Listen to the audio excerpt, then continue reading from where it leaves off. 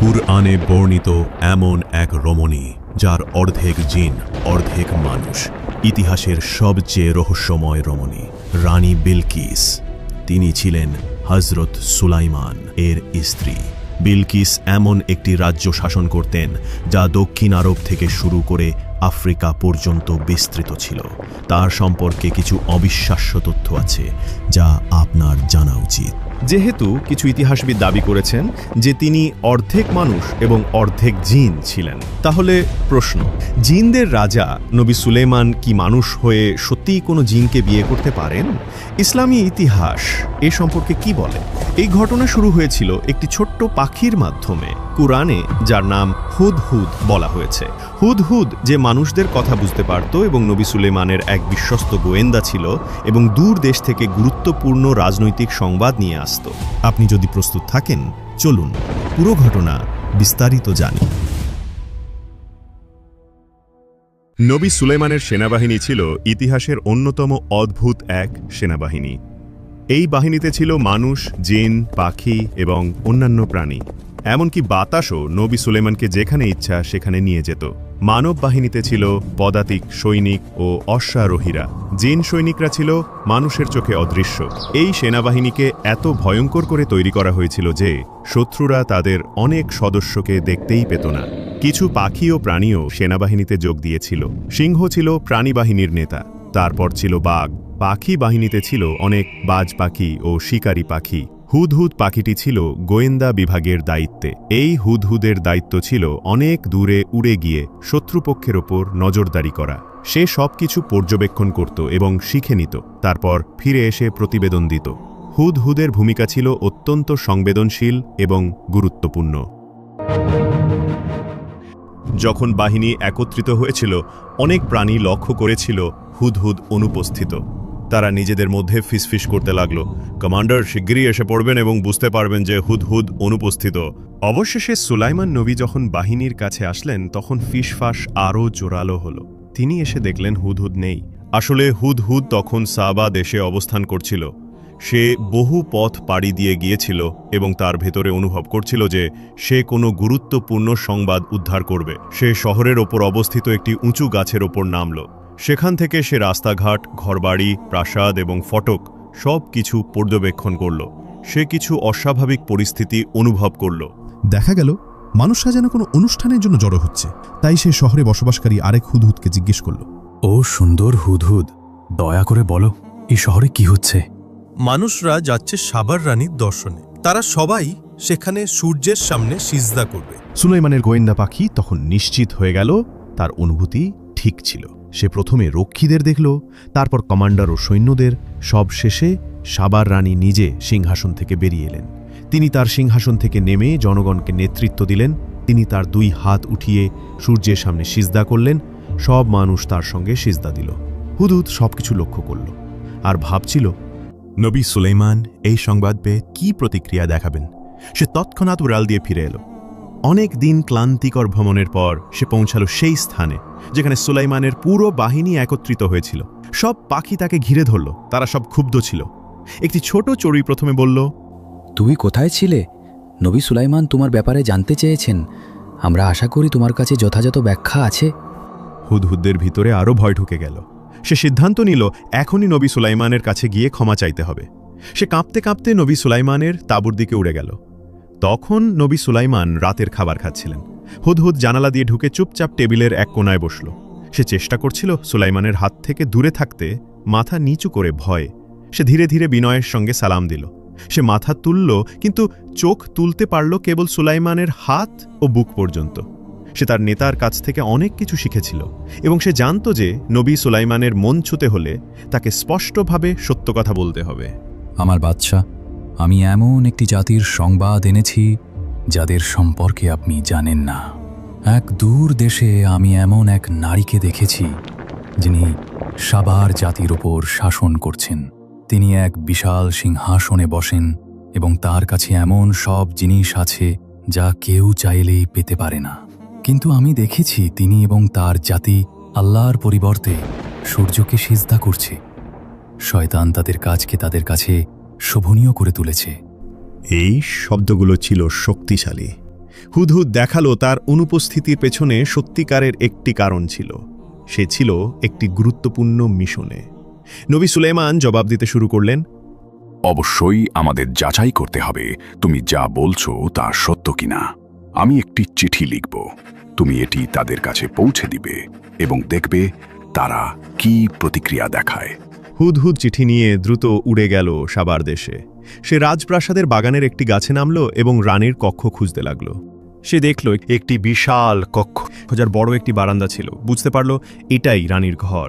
চিঠিটি ঠোঁটে নিয়ে সে উড়ে গেল খোলা জানলার দিকে এবং ভেতরে প্রবেশ করল। সে সিদ্ধান্ত নিল ছাদের একটি স্থাপনার পেছনে লুকাবে। সে বাইরে তাকিয়ে দেখল রানী বিছানায় ঘুমাচ্ছেন। তার চুল বালিশের ওপর ছড়িয়েছিল। তার মুখ ছিল অত্যন্ত সুন্দর। তার সৌন্দর্য দেখার সময় হুদহুদের মনে এক ধরনের দুঃখ জন্ম নিল। এত সৌন্দর্য, ধন সম্পদ এবং ক্ষমতা থাকা সত্ত্বেও কেউ সূর্যের সামনে সিজদা কেন করবে? এই চিন্তা করল হুদহুদ। তার মনে হলো শয়তান তাদেরকে ধোঁকা দিয়েছে। শয়তান তাদের এমন কিছুর উপাসনা করতে বাধ্য করেছে যা সত্যিকার মাবুদ নয়। কিন্তু সে কিভাবে এটা করল? তারপর হুদহুদ ভাবল, যদি সুলাইমানের সেনাবাহিনী সাবার জনগণের সঙ্গে যুদ্ধ করে, তাহলে ফলাফল তো স্পষ্ট।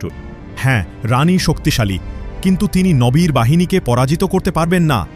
সুলাইমানের সৈন্যরা খুব সহজেই তাদের দখল নিতে পারবে। হুদহুদ ভাবতে লাগল, আমি কি এখনই চিঠিটা ফেলে দিব, নাকি তার জেগে ওঠার অপেক্ষা করব? সে জানত না চিঠিতে কি লেখা আছে। এই সব ভাবার মধ্যেই হঠাৎ করে চিঠিটা তার ঠোঁট থেকে পিছলে পড়ে রানীর বিছানায় পড়ে গেল। রানী চোখ মেলে দেখলেন তার সামনে একটি চিঠি। তিনি দ্রুত চারদিকে তাকালেন, কিন্তু কাউকে দেখতে পেলেন না।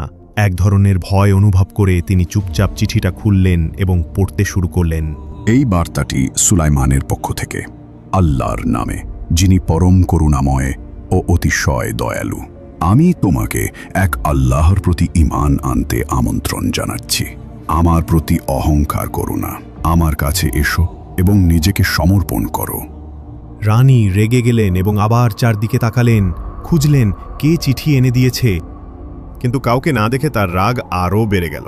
তিনি তার প্রহরীদের ডাকলেন এবং বললেন, কে সাহস করেছে আমার কক্ষে প্রবেশ করার? এটা কে করেছে? প্রহরীরা বিস্মিত হয়ে গেল। তারা বলল, কেউ রানীর ঘরে ঢোকেনি। তারা জানালো তারা সারাক্ষণ তলোয়ার হাতে ছিল এবং চোখ খোলা রেখেছিল। তারা শপথ করে বলল, রানীর ঘরের আশেপাশেও কেউ আসেনি। এদিকে হুদহুদ পাখিটি ছাদের ওপরের এক ফাঁকা জায়গায় লুকিয়েছিল এবং সে সবকিছু শুনছিল। রানী বিলকিস চিৎকার করে উঠলেন, তাহলে এই চিঠি এলো কোথা থেকে? তিনি চিঠিটা হাতে তুলে ধরলেন। প্রহরীরা বিভিন্ন রকম অনুমান করতে লাগলো কিভাবে এই চিঠি এসেছে, কিন্তু কেউই কিছু দেখেনি। তারা হতবাক হয়ে গিয়েছিল, বুঝতে পারছিল না কি বলবে। রানী বিলকিস দ্রুত তার উপদেষ্টাদের নিয়ে জরুরি বৈঠক ডাকলেন। উপদেষ্টারা জড়ো হলেন। রানী বিলকিস বৈঠকের নেতৃত্ব দিলেন। তিনি বললেন, হে আমার উপদেষ্টা বৃন্দ, আমি একটি অত্যন্ত গুরুত্বপূর্ণ চিঠি পেয়েছি। এটি সুলাইমানের পক্ষ থেকে। তিনি তার চিঠি শুরু করেছেন আল্লাহ আর রহমান ও আর রাহিমের নামে। তিনি আমাকে অহংকার ছাড়া তার কাছে আসতে বলেছেন। তোমরা বলো, আমাদের কি করা উচিত? একজন উপদেষ্টা বললেন, এর অর্থ সুলাইমান চাচ্ছেন আমরা তার কাছে আত্মসমর্পণ করি। এটা তো যুদ্ধের ডাকের মতো শোনাচ্ছে। আসুন আমরা যুদ্ধ করি। আরেকজন বললেন, আমরাও তো শক্তিশালী, চলো আমরা তাকে যুদ্ধ করে আমাদের শক্তি দেখিয়ে দেই। প্রায় সবাই এই মতের পক্ষে একমত হলেন। কিন্তু একজন জ্ঞানী উপদেষ্টা হঠাৎ প্রশ্ন করলেন, যিনি এই চিঠি নিয়ে এসেছেন সেই বার্তাবাহক কোথায়? তিনি ছাড়া সুলাইমানের আসল উদ্দেশ্য বোঝা যাবে না। রানী বিলকিস উত্তর দিলেন, তিনি জানেন না। তিনি বললেন, ঘুম থেকে উঠে দেখেছেন চিঠি বিছানায় পড়ে আছে। একজন উপদেষ্টা আরও বললেন, এই ব্যাপারটা একটু ভয়ানক। আমি বলছি আমাদের অপেক্ষা করা উচিত।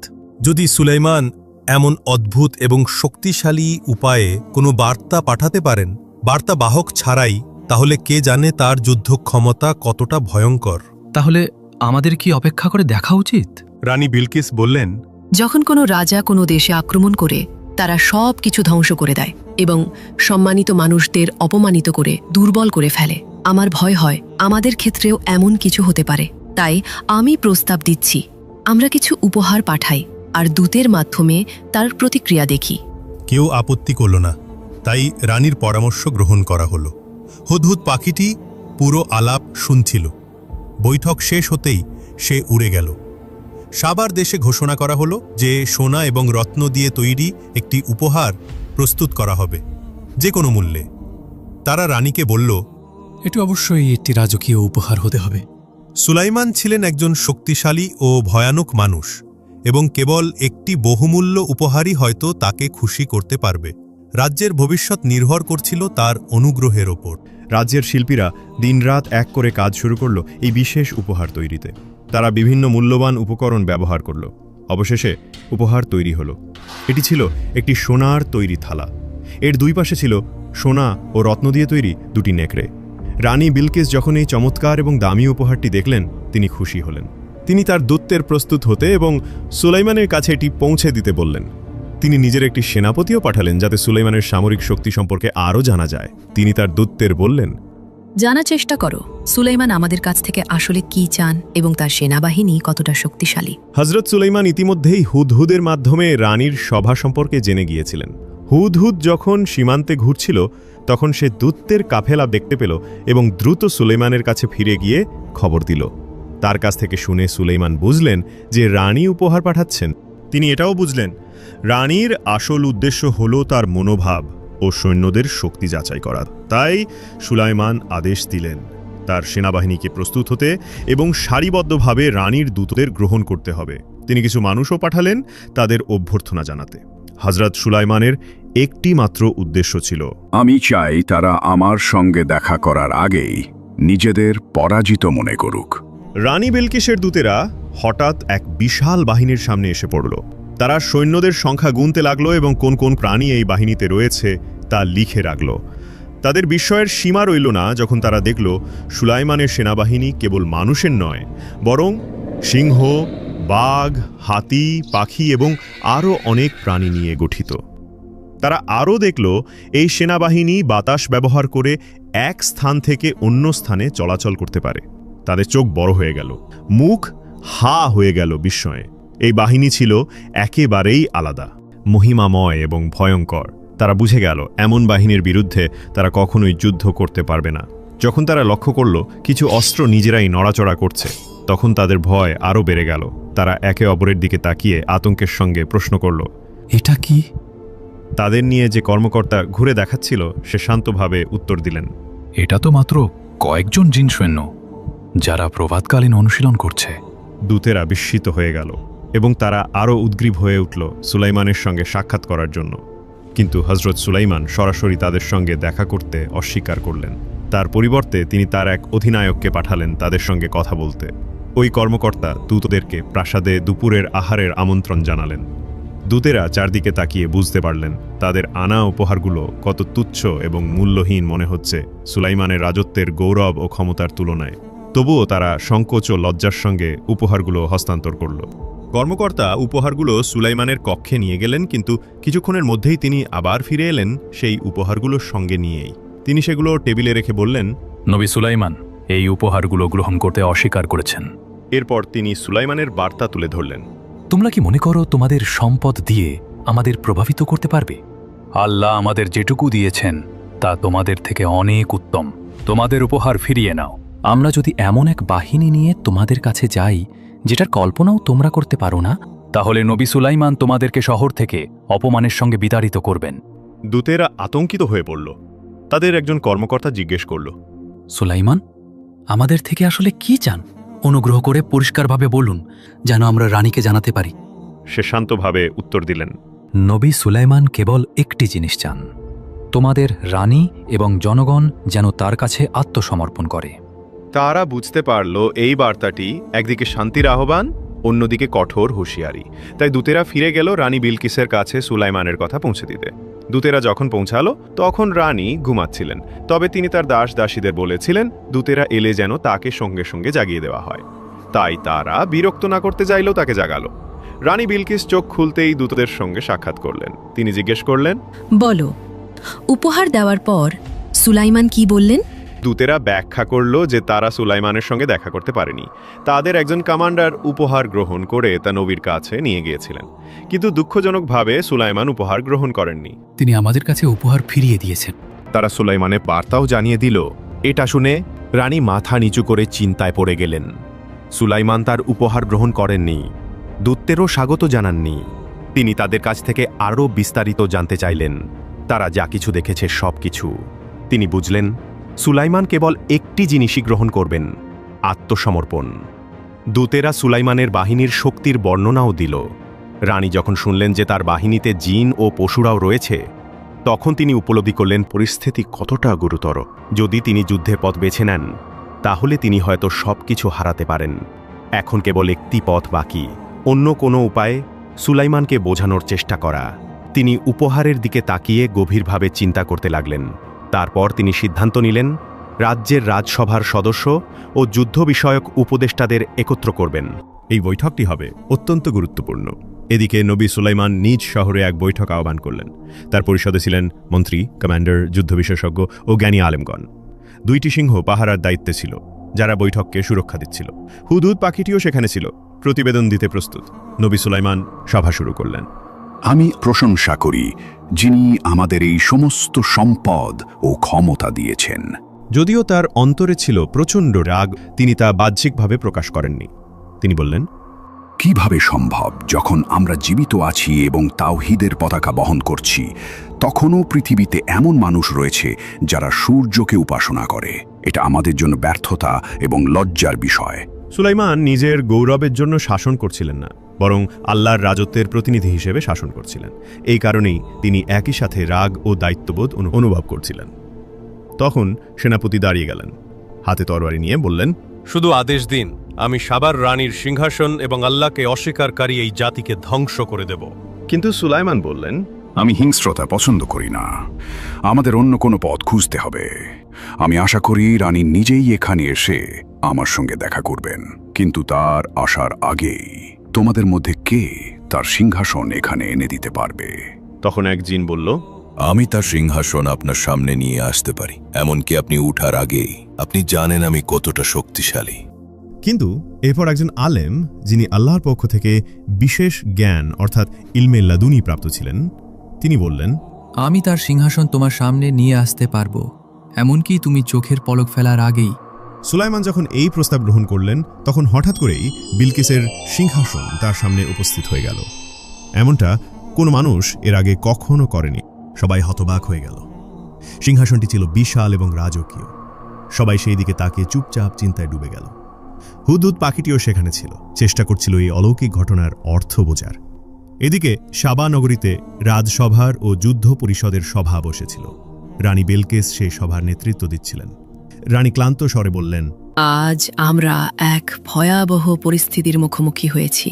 সুলাইমান চায় আমরা তার কাছে আত্মসমর্পণ করি। সে আমাদের শক্তি ধ্বংস করে দিতে হুমকি দিচ্ছে। আমি তোমাদের কাছে সাহায্য চাইছি, চলো একটা সমাধান খুঁজে বের করি। উপদেষ্টারা একমত হলেন। সম্ভবত কেবল রানী নিজে সুলাইমানের কাছে গিয়ে আরও বড় উপহার দিলে শান্তি আসতে পারে।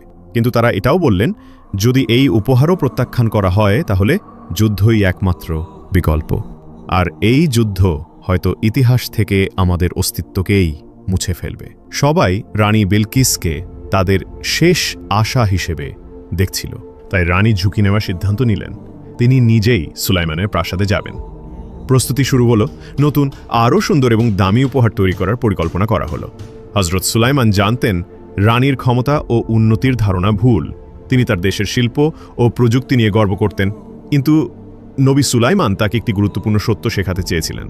আসল শ্রেষ্ঠত্ব এবং প্রকৃত উন্নতি কেবল তখনই আসে যখন কেউ তাওহীদের পতাকার নিচে থাকে, আল্লাহর একত্বে বিশ্বাস করে। আল্লাহর প্রতি ঈমান ছাড়া কোনো ব্যবস্থাতেই টিকে থাকতে পারে না। যদি তুমি দুনিয়া হারিয়ে ফেলো কিন্তু আল্লাহকে পেয়ে যাও, তাহলে তুমি বিজয়ী। কিন্তু যদি তুমি পুরো দুনিয়া অর্জন করো আর আল্লাহকে হারাও, তাহলে তার লাভ কি? হযরত সুলাইমান, যিনি এক জ্ঞানী নবী ছিলেন, কেবল বিলকিসের সিংহাসন আনার নির্দেশ দেননি, বরং তিনি আরও একটি নির্দেশ দেন, সিংহাসনের ডিজাইন বদলে দিতে হবে। যখন সুলাইমান সিংহাসনের উপর সূর্যের প্রতীক দেখলেন, তিনি বললেন, কত বড় বোকামি! কেউ কি সূর্যের উপাসনা করে? যদি সূর্য সোনার তৈরিও হতো, তবুও তার সামনে সিজদা করা একেবারেই অর্থহীন। তিনি নির্দেশ দিলেন সিংহাসনের কিছু অংশ পরিবর্তন করতে। তার নির্দেশ অনুযায়ী সিংহাসনের পুনরায় নকশা করা শুরু হলো।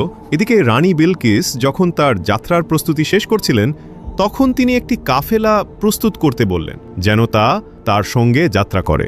এই সময় সুলাইমান ডেকে পাঠালেন তার রাজ্যের সেরা স্থপতিকে এবং বললেন, তুমি কি জানো আমি কেন তোমাকে ডেকেছি? আমি এমন একটি প্রাসাদ নির্মাণ করতে চাই যা পানির উপর তৈরি, দেখতে মনে হবে যেন তা পানিতে ভেসে আছে। এর প্রবেশ পথ হবে স্বচ্ছ, যেন কেউ নিচে তাকালে ভাববে এটি কেবল পানি। স্থপতি বলল, যদি আপনি তাই চান তাহলে আমি মেঝেতে খাঁটি কাচ ব্যবহার করব, যাতে নিচের পানি পরিষ্কারভাবে দেখা যায়। সুলাইমান বললেন, হ্যাঁ, সেটি একদম উপযুক্ত হবে। তুমি কি বলতে পারো এই নির্মাণ শেষ হতে কত সময় লাগবে? স্থপতি উত্তর দিল, যদি আপনি জিনদের সাহায্যের অনুমতি দেন তাহলে 2 সপ্তাহেই শেষ হয়ে যাবে, আর যদি শুধুমাত্র মানুষ তৈরি করে তাহলে অনেক সময় লেগে যাবে। আমি জিনদের সাহায্যের নির্দেশ দেব, কিন্তু আমি চাই মেঝে হোক একদম স্বচ্ছ কাঁচ দিয়ে, যাতে নিচের পানি পুরোপুরি দেখা যায়। স্থপতি আবার জিজ্ঞেস করল, হে আমার সর্দার, আপনি কি ছাদ বা দেয়ালের জন্য বিশেষ কিছু চান? সুলাইমান উত্তর দিলেন, তুমি কি মনে করো? স্থপতি বলল, আমি মনে করি ছাদ কাচের হওয়া উচিত, তাহলে সূর্যের আলো পানিতে প্রতিফলিত হয়ে এক অপূর্ব দৃশ্য সৃষ্টি করবে। আমি এটাও প্রস্তাব করি দেয়ালগুলো আয়না দিয়ে তৈরি করা হোক। নবী সুলাইমান এই ভাবনাগুলো শুনে খুশি হলেন এবং স্থপতিকে কাজ শুরু করতে নির্দেশ দিলেন। স্থপতি কাজ শুরু করলেন। কিছুদিনের মধ্যেই পানির উপরে এক চমৎকার প্রাসাদ গড়ে উঠতে লাগল। আর ঠিক তখনই রানী বিলকিস পৌঁছাচ্ছিলেন সুলাইমানের ভূখণ্ডের কাছাকাছি। হুদহুদ পাখিটি এক অফিসারকে সঙ্গে নিয়ে সীমান্তে রানীর জন্য অপেক্ষা করছিল। যাত্রাপথে রানী বিভিন্ন অদ্ভুত জিনিস লক্ষ্য করছিলেন। দূতেরা যেসব গল্প বলেছিল সব সত্য ছিল। এই দেশ ছিল বিস্ময়ে ভরপুর। যতই তিনি প্রাসাদের কাছে যাচ্ছিলেন ততই বিস্মিত হচ্ছিলেন। তিনি সুলাইমানের সেনাবাহিনীর একটি অংশ দেখলেন। এটি ছিল সবচেয়ে শক্তিশালী ভয়ঙ্কর বাহিনী যা তিনি আগে কোনোদিন দেখেননি। তার ভয় আরও গভীর হতে লাগল। তার হৃদস্পন্দন বেড়ে গেল, শ্বাস নিতে কষ্ট হচ্ছিল। এই বাহিনী মানুষের মনে হচ্ছিল না। এটি অবশ্যই কোনো ঐশী শক্তির সাহায্যে গঠিত। এত কিছু দেখার পর তিনি নিজ রাজ্যের গৌরব ও উন্নতি নিয়ে সন্দেহ করতে শুরু করলেন। শহরে পৌঁছাতেই তার আত্মবিশ্বাস ভেঙে পড়তে লাগল। অহংকার ও গর্ব গলে যেতে শুরু করল। তার ভয় ধীরে ধীরে শ্রদ্ধা ও বিস্ময়ে রূপ নিল। আর খুব শিগগিরই তিনি প্রবেশ করতে যাচ্ছিলেন সেই প্রাসাদে যা সুলাইমান বিশেষভাবে তৈরি করেছিলেন। তিনি যে দৃশ্যের মুখোমুখি হলেন তা ছিল একেবারে ব্যতিক্রম। সুলাইমানের রাজত্ব কেবল সম্পদ ও গৌরব দিয়ে গড়া ছিল না, তা ছিল সৌন্দর্য ও শিল্পকৌশলে পূর্ণ। সোনার স্তম্ভ, রত্নখচিত দরজা এবং প্রতিটি কোণে হাতের তৈরি অলঙ্করণ তার চোখ ধাঁধিয়ে দিল। কিন্তু সবচেয়ে বিস্ময়কর ছিল সুলাইমানের প্রাসাদের প্রবেশ পথের মেঝে। এটি ছিল কাঁচের তৈরি। নিচে প্রবাহিত হচ্ছিল ঝকঝকে স্বচ্ছ পানি। এটি এত উজ্জ্বলভাবে চকচক করছিল যে মনে হচ্ছিল একটি গভীর জলাধার। রানী বিলকিস ধীরে ধীরে প্রাসাদের দিকে হেঁটে যাচ্ছিলেন। তখন তিনি ভেবেছিলেন মেঝেটিতে আসলেই পানি। তাই তিনি তার পোশাক উঠিয়ে ধরলেন যেন ভিজে না যায়। আর সেই মুহূর্তে তার পা দৃশ্যমান হয়ে গেল। এখন আমরা পৌঁছালাম গল্পের সবচেয়ে রহস্যময় অংশে। কিছু পুরনো সূত্র অনুযায়ী সুলাইমান এই কাঁচের মেঝে নির্মাণ করেছিলেন এক গোপন উদ্দেশ্যে। এটি কেবল সৌন্দর্যের জন্য নয়, এটি ছিল একটি পরীক্ষা। কেন? কারণ নবী সুলাইমান, যিনি জিনদের নিয়ন্ত্রণ করতেন, তিনি কিছু গোপন তথ্য পেয়েছিলেন। গুঞ্জন রটেছিল বিলকিস কোনো সাধারণ মানুষ নন। কিছু লোক বিশ্বাস করত তিনি অর্ধেক মানুষ এবং অর্ধেক জিন। নবী সুলাইমান জিনদের প্রকৃতি সম্পর্কে খুব ভালোভাবে জানতেন। তিনি এটাও জানতেন বেশিরভাগ জিনের পায়ে লোম হয়। তাই তিনি কাঁচের মেঝেটিকে এমনভাবে তৈরি করান যেন দেখতে মনে হয় পানি, যাতে বিলকিস তার পোশাক তুলেন। আর সেই মুহূর্তেই তিনি দেখতে পারবেন তার পা এবং নিজের সন্দেহ যাচাই করতে পারবেন। বিলকিস হয়তো সাধারণ মানুষ ছিলেন না, কিন্তু কিছু মানুষ কেন বিশ্বাস করত তিনি অর্ধেক জিন? এই ধারণা বিভিন্ন ধর্মীয় ও সাংস্কৃতিক উৎসে বিভিন্নভাবে পাওয়া যায়। কিছু গল্পে বলা হয় বিলকিসের জন্ম হয়েছিল একজন মানুষ ও এক জিনের মিলনের মাধ্যমে। একটি কাহিনীতে বলা হয় তার মা ছিলেন একজন মানবী রানী এবং তার পিতা ছিলেন একজন ইফরিত, অর্থাৎ এক শক্তিশালী জিন। এই কারণেই বিলকিসের মধ্যে মানবীয় সৌন্দর্য এবং কিছু জিন সদৃশ শারীরিক বৈশিষ্ট্য ছিল। কুরআনে সরাসরি বলা হয়নি তিনি মানুষ ছিলেন নাকি জিন। ইথিওপীয় টেক্সটগুলোতে তাকে জিনদের বংশোদ্ভূত বলে বর্ণনা করা হয়নি, বরং সেখানে তাকে এক জ্ঞানী এবং আধ্যাত্মিক মানবী রানী হিসেবে তুলে ধরা হয়েছে। সেসব কাহিনীগুলো তার জ্ঞান ও পবিত্রতার ওপর বেশি গুরুত্ব দিয়েছে তার বাহ্যিক বৈশিষ্ট্যের চেয়ে। তাহলে ইসলামী উৎসগুলো কি বলে? অধিকাংশ ইসলামী আলেম একমত বিলকিস ছিলেন একজন মানুষ। অর্ধেক জিন বিষয়ক গুজব ছড়িয়েছিল আসলে জিনরাই। কেন? কারণ তারা চায়নি সুলাইমান বিলকিসে আগ্রহী হন অথবা তাকে বিয়ে করেন। জিনরা ভয় পেত যদি সুলাইমানের কোনো পুত্র হয় সে হয়তো তার পিতার মতো রাজত্ব করবে এবং সুলাইমানের গোপন জ্ঞানের মাধ্যমে আবার জিনদের কাজ করাবে। তারা সুলাইমানের অধীনে কাজ করত বাধ্য হয়ে, আর আশা করছিল সুলাইমান মারা গেলে তারা মুক্তি পাবে। কিন্তু যদি তার পুত্র রাজত্ব করে তাহলে তারা আবার বন্দী হয়ে পড়বে।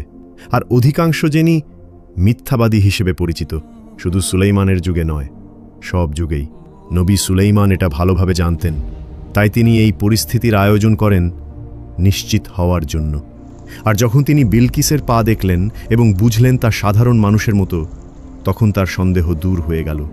বিলকিস যখন কাঁচের মেঝের ওপর দিয়ে পেরিয়ে গেলেন, সুলাইমান নিশ্চিত হলেন তিনি একজন মানুষই। তারপর সুলাইমান রানী বিলকিসকে তার সিংহাসন দেখালেন। রানী বিলকিস বিস্ময়ে হতবাক হয়ে গেলেন। নবী সুলাইমান তাকে জিজ্ঞেস করলেন, এটা কি তোমার সিংহাসন? বিলকিস ভালো করে তাকালেন। তিনি ঠিক কি বলবেন বুঝে উঠতে পারলেন না। সিংহাসনটা দেখতে হুবহু তার নিজের মতো, কিন্তু কিছু একটা বদলে গেছে। অবশেষে তিনি বললেন, এটি দেখতে আমার সিংহাসনের মতোই। সিংহাসনের নিচে সুলাইমান একটি বার্তা রেখে দিয়েছিলেন, আমরা আল্লাহর কাছে আত্মসমর্পণকারী। বিলকিস আরও গভীরভাবে তাকিয়ে বুঝতে পারলেন এটি সত্যিই তার নিজের সিংহাসন। কোনোভাবে এটি তার প্রাসাদ থেকে তার আসার আগেই এখানে নিয়ে আসা হয়েছে এবং কিছু পরিবর্তন করা হয়েছে। এটি ছিল নবী সুলাইমানকে আল্লাহ যে অসাধারণ ক্ষমতা দিয়েছিলেন তার আরও একটি প্রমাণ। রানী বিলকিস গভীর চিন্তায় ডুবে গেলেন। তিনি যত ভাবছিলেন ততই বুঝতে পারছিলেন তার জাতির বিশ্বাস কতটা দুর্বল ও মূর্খতা ছিল নবী সুলাইমানের যুক্তিবাদী ও জ্ঞানভিত্তিক চিন্তার তুলনায়। সেদিন তাকে দুপুরের আহারের আমন্ত্রণ জানানো হলো। নবী সুলাইমান তার পাশে বসলেন এবং আলাপ শুরু করলেন। তিনি বললেন, আল্লাহ যিনি সারা জাহানের পালনকর্তা, সর্বশ্রেষ্ঠ পরম দয়ালু, তাঁর কথাই আমি বলছি। তিনি সূর্য সৃষ্টি করেছেন মানুষের সেবায়। যেমন করে বাগানের প্রজাপতি ও শাপলা ফুল আল্লাহর ইচ্ছায় পরিচালিত হয়, তেমনি সূর্য আল্লাহর সৃষ্টির অংশ, তার সেবায় নিয়োজিত। মানুষের মতো এক মহান সৃষ্টির জন্য অন্য কোনো সৃষ্টিকে সিজদা করা, তা হচ্ছে মানুষের বুদ্ধিকে অপমান করা, হোক তা সূর্য। রানী বিলকিস তখন বুঝতে পারলেন তারা যাকে এতদিন উপাসনা করতেন সেই সূর্য আসলে শয়তানের তৈরি করা এক সুন্দর ফাঁদ ছিল। প্রথমবারের মতো সূর্যের উজ্জ্বলতা তার অন্তরে ম্লান হয়ে এলো, আর এক নতুন আলো যা কখনো অস্ত যায় না তার অন্তরে জ্বলে উঠল। ঠিক তখনই তার উপদেষ্টারা এসে বলল, সূর্য অস্ত যেতে চলেছে, এখন আমাদের প্রতিদিনের সূর্য পূজার সময়। হে মূর্খেরা, এখনো কি তোমরা বিশ্বাস করো সূর্য উপাসনার যোগ্য? শয়তান আমাদের সম্পূর্ণ বিশ্বাসকেই আমাদের কাছে সুন্দর করে উপস্থাপন করেছিল। এই স্থান ত্যাগ করো।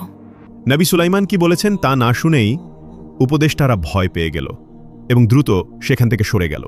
প্রথমবারের মতো রানীর হৃদয়ে এক উষ্ণ সুন্দর অনুভূতি প্রবাহিত হতে লাগল। এটা যেন রংধনুর রং, যা তার অন্তরের অনুভূতিগুলোর প্রতিফলন ঘটাচ্ছিল। রানী বিলকিস উপলব্ধি করলেন এখন সময় এসেছে ইসলাম গ্রহণ করার। গভীর আবেগ নিয়ে তিনি স্বীকার করলেন তিনি এতদিন নিজেকেই ধোঁকা দিয়ে এসেছেন এবং তিনি ইসলাম গ্রহণ করলেন। খুব শিগগিরই সাবার জাতির মানুষ তাদের রানীর অনুসরণ করল। তারা সূর্য পূজা ত্যাগ করল এবং কেবলমাত্র আল্লাহর সামনে সিজদা করা শুরু করল।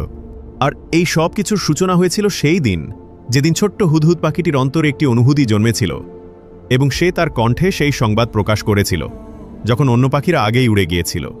এই কাহিনী আমাদের মহাপবিত্র কিতাব আল কুরআনুল কারীমে বর্ণিত হয়েছে।